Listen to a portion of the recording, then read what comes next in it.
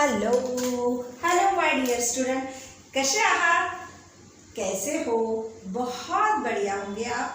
और हाँ, मुझे पता है कि अभी आपकी छुट्टियां चल रही हैं और छुट्टियों में आप लोग घर बैठ के अपनी सेल्फ स्टडी कर रहे हो, है ना। और वही सेल्फ स्टडी करने के लिए मैं आपको थोड़ा हेल्प करूँगी मेरी तरफ से, ठीक है। तो आपको पता है बच्चों, क्लास 9 के CBSE के सारे बुक्स आ चुके हैं, यस। और मैथ्स का भी आ चुका है। मैथ्स में आपको क्या करना है, तो मैथ्स में आपको जो जो चैप्टर है उस चैप्टर का रिवीजन करके रखना है, ठीक है। अभी हमारा आज ये रैशनल नंबर का मतलब नंबर सिस्टम का जो चैप्टर है वो पूरा खत्म हो जाएगा। तो हम देखते हैं नंबर सिस्टम में क्या क्या हमने देखा है, एक बार हम रिवाइज करते हैं, ठीक है। सबसे पहले तो नंबर सिस्टम में हमने देखा था टाइप्स ऑफ नंबर क्या होते हैं, है ना। और उसके बाद में हमने इंट्रोडक्शन लिया था टाइप्स ऑफ नंबर का। उसके बाद में हमने इंट्रोडक्शन लिया था रैशनल नंबर का। फिर रैशनल नंबर को कैसे रिप्रेजेंट करते हैं ऑन नंबर लाइन। उसके बाद में हमने देखा था कि दो रैशनल नंबर के बीच में कितने रैशनल नंबर होते हैं, तो इनफाइनाइट रैशनल नंबर होते हैं। उसके बाद में हमने देखा था, क्या देखा था हमने, तो रैशनल नंबर लाइन पे कैसे रिप्रेजेंट करते हैं वो भी हो गया था हमारा। और एक टॉपिक था हमारा कि रैशनल नंबर डेसिमल फॉर्म में कैसे कन्वर्ट करते हैं। एग्जैक्टली राइट, यस बेटा, यस।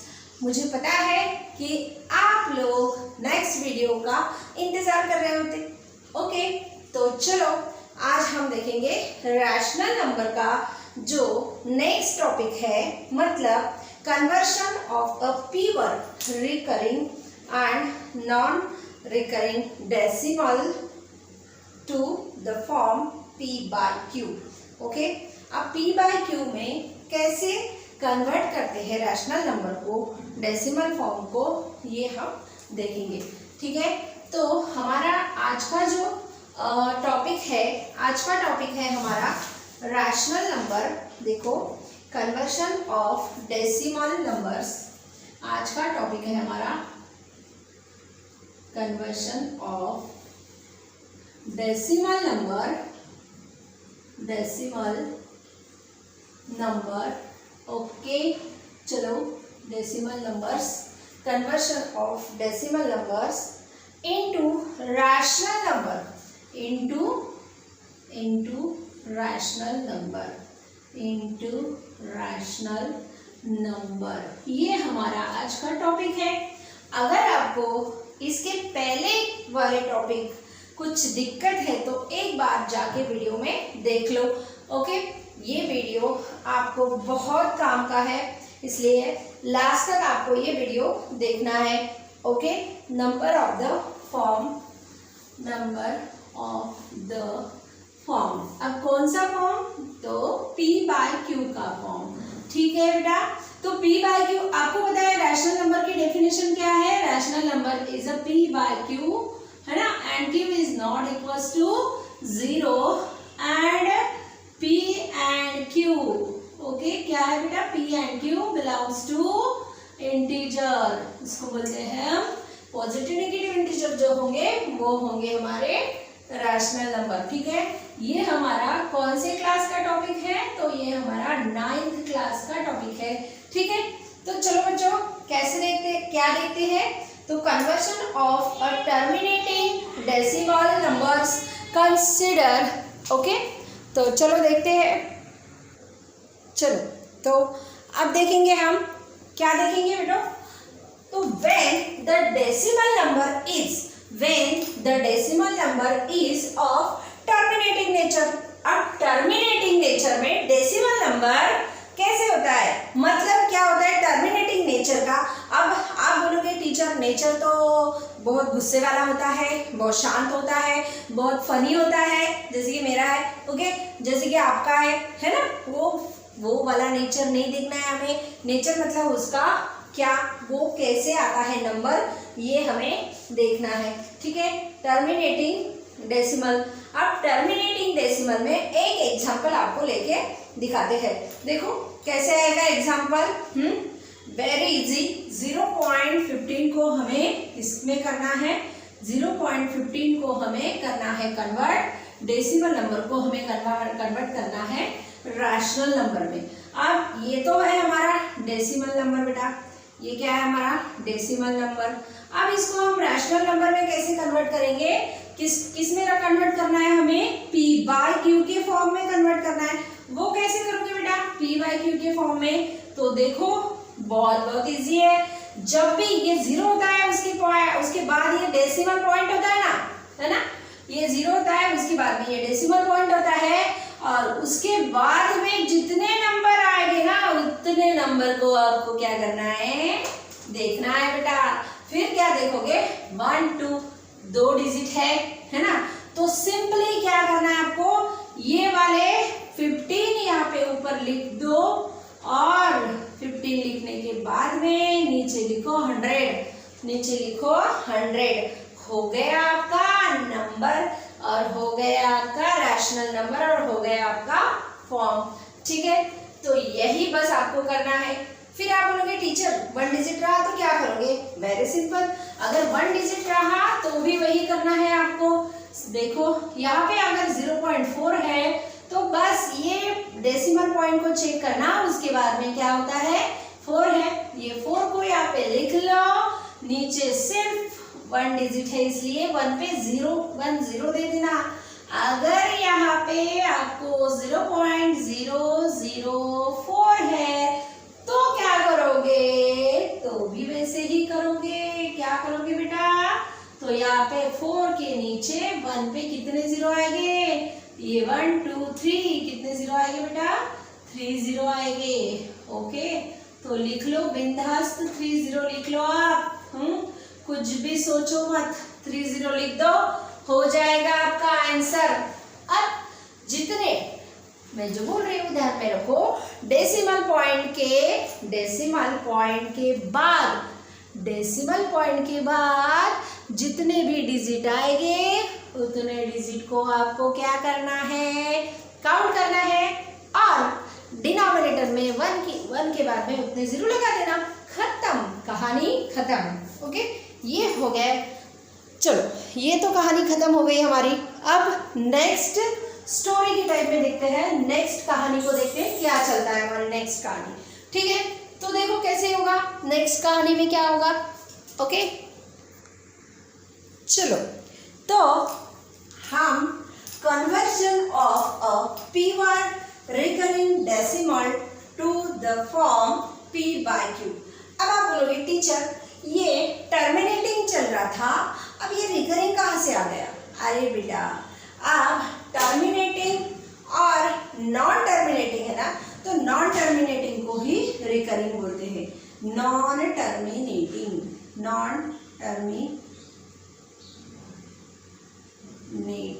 ठीक है, ये हो गया उसका नॉन टर्मिनेटिंग पॉइंट। ठीक है, नॉन टर्मिनेटिंग पॉइंट, अब ई की जगह आई लिख देते हैं। ओके, चलो उसको खुश कर दिया हमने। अब शुरू हो गई हमारी इन दोनों की कहानी, नॉन टर्मिनेटिंग और रिकरिंग की कहानी। ठीक है, अब शुरू में मैं आपको एक क्वेश्चन पूछूंगी, क्या आपको पता है ये 0.1111 ये कैसे आता है, ये पता है आपको, कैसे आता है, ये आंसर कैसे आता है, ये अगर आपको पता है तो कमेंट बॉक्स में लिखो, या तो फिर मैं बताती हूँ आपको। क्या मैं बताऊँ? यस, मुझे लगता है मुझे बताना पड़ेगा आपको। ठीक है, चलो एक एग्जाम्पल मैं करके देती हूँ, दूसरा एग्जाम्पल आप लोग करोगे। ओके, चलो देखते हैं। कम ऑन, फर्स्ट ये 0.1, ये जो है 0.1 हमें क्या करना है इसको, तो decimal in the form convert decimal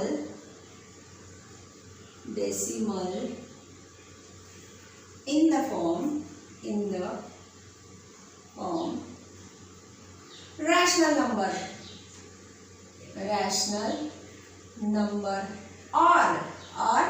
और क्या होगा, इसको ही हम क्या बोलते हैं, p बाई q फॉर्म में। अब कभी कभी एग्जाम में ऐसे ही आ सकता है कि convert decimal in the form p/q। Okay, कौन से फॉर्म में निकालना है आपको? p/q में। ठीक है, तो क्या करूँगी बेटा, देखो ये 0.1 जो है ना, ये 0.1 को हम लिखेंगे, 0.1 को हम लिखेंगे x। x मतलब पता नहीं हमें कैसे है, कौन सा नंबर है कि जिसकी वैल्यू 0.111 है। ओके, तो हमने लिख दिया भाई यस, x लिख दिया। अब मुझे एक बात बताओ, मैंने x लिख दिया तो x इज इक्वल टू 0.1111। ये इसको मैं कितने भी बढ़ाऊं, कोई प्रॉब्लम नहीं होगा, मैं कितने भी बढ़ा सकती हूँ, 10 ओके, कभी कितने भी कर सकती हूँ। तो इसको मैं अगर 10 से मल्टीप्लाई करूँ, ठीक है, अब मुझे ये इरेज करना पड़ेगा। ठीक है, ओके, चलो मैं ये इरेज करती हूँ और फटाक से आपको दिखाती हूँ कि कैसे निकाल दिए। ठीक है, चलो ओके। ये सब तो पता है आपको क्या चल रहा है हमारा, क्या नहीं चल रहा है। ओके बेटा, चलो 0.1 को हम निकालेंगे, तो सॉल्यूशन से लेकर स्टार्ट करते हैं हम। Let x is equal to क्या लेंगे, 0.1। अगर x इज इक्वल टू 0.1 लिया है ने, तो x इज इक्वल टू 0.111, इसकी वैल्यू क्या आएगी, 111। कितने भी 1 आ सकते हैं भाई, जितनी उसकी मर्जी हो उतने आ सकते हैं, जितनी उसकी मर्जी हो उतने आ सकते हैं। तो फिर मैंने क्या किया कि मल्टीप्लाई बाय 10। अब इन दोनों को मैंने 10 से मल्टीप्लाई किया तो इधर हो गया 10x और इधर हो गया 0.1 का आ गया ये 1.1111। ओके, क्यों पता है ना आपको, अगर इसको मैं 10 से मल्टीप्लाई करूंगी तो एक डिजिट कहाँ पे आएगा, सामने आ जाएगा, तो मैंने ले लिया सामने। ठीक है ना बेटा, अब आ गया। अब देखो ऑन सब्सट्रैक्टिंग,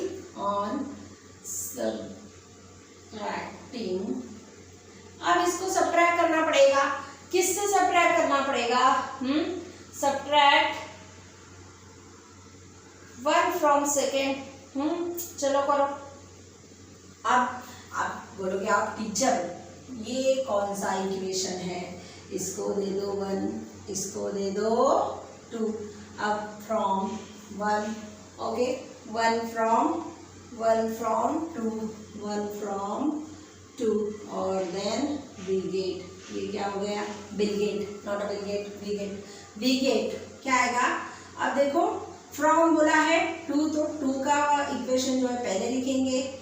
ये देखो 10x minus x is equals to 1.11111 minus 0.11111। Okay, ये लिख दिया मैंने। अब इसको सब्ट्रैक्ट करना है। अगर मैंने सब्ट्रैक्ट किया तो यहाँ पे आए बचेगा 9x और यहाँ पे बचेगा 1, क्योंकि इधर के तो पूरे के पूरे चले जाएंगे, मेरे साथी लोग सब चले जाएंगे। 1 में से अगर 0 माइनस किया तो 1 बचता है, इसलिए x इज इक्वल्स टू क्या आएगा, 1/9 और x इज इक्वल्स टू 9 मतलब 0.11111 कैसे आता है, तो कैसे आया, कैसे आया, देखो कैसे आया बेटा। तो ये 1 यहाँ पे लिखा, 9 यहाँ पे लिखा, डिवीजन करो। आपको पता है 9 से 1 जो है बहुत छोटा है, इसीलिए हमने उसको ले लिया डेसिमल पॉइंट, यहाँ पे 0 दे दिया। अब 9 1 जा 9, उसका सब्ट्रैक्शन हो गया, 1 बचा, फिर से 0 दिया, 9 1 जा 9, फिर से हमने 1 ले लिया, फिर से क्या हो गया, 9 1 जा 9, फिर से 0 दे दिया, फिर से हमारा 1 आ गया, फिर से 10, फिर से 9। अब जब तक हमारा पेज क्या बहुत सारा खत्म नहीं होता तब तक हम ऐसे करते ही रहेंगे। अगर इतना बड़ा करना है तो हम ज़्यादा अपनी इंक जो है ना वेस्ट नहीं करेंगे। ठीक है, बहुत हो गया हमारा, इसलिए आंसर आ गया 0.1111। कैसे समझ में आया, बस सबसे पहले क्या करना है आपको 10 से मल्टीप्लाई करना है, उसके बाद में आपको क्या करना है बेटा, तो 1 इक्वेशन में से 2 इक्वेशन माइनस करना है। ठीक है, 2 इक्वेशन में से 1 माइनस करना है, मैंने 1 में से 2 बोला है, सॉरी मेरी मिस्टेक हो गई, 2 में से 1 को माइनस कर दो। ठीक है, अब आएगा आपका ये आंसर। ओके, चलो और एक आंसर और करके देखते हैं। ये तो आपको समझ में आया होगा, इसलिए इसको मैं गोली मारती हूँ, इरेज कर देती हूँ।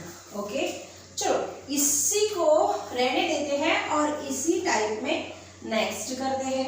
देखो देखो, अगर हमारा इक्वेशन है 0.3, 0.3, अभी रिकरिंग पॉइंट है इसके उसके ऊपर अगर क्या आता है, ये सब बार आता है, तो ये हो गया 3।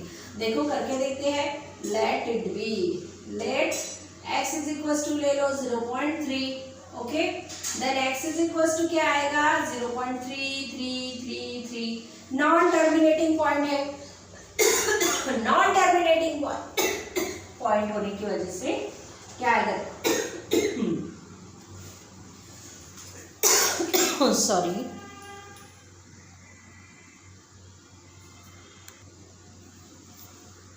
चलो तो ये x इज इक्वल टू 0.3 लिखा हमने।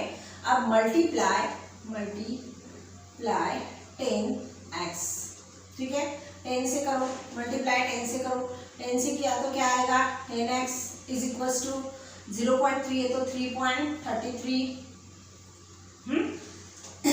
अगर ये हो गया इक्वेशन 1, इक्वेशन 2। अब यहाँ पे सब्ट्रैक्ट करो, subtracting 1 from 2, okay, we get 10x minus x is equals to 3.333 minus 0.3333, ठीक है।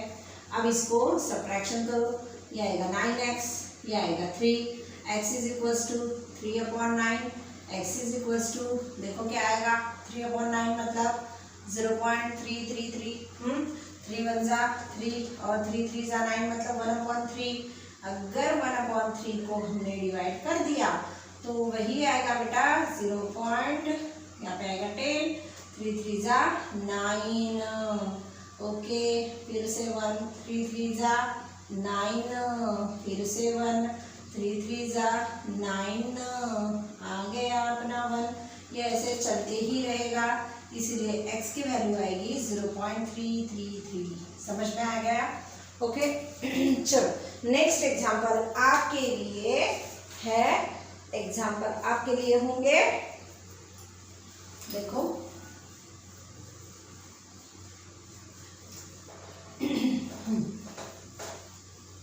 चलो होमवर्क में आपके लिए 0.35, अगर ऐसे आए तो कैसे करोगे 0.35 और इसको रिकरेंगे, मतलब 35 क्या होता है अपना बढ़ते जाता है। तो इसको क्या करोगे, देखो let x is equal to 0.35, है ना।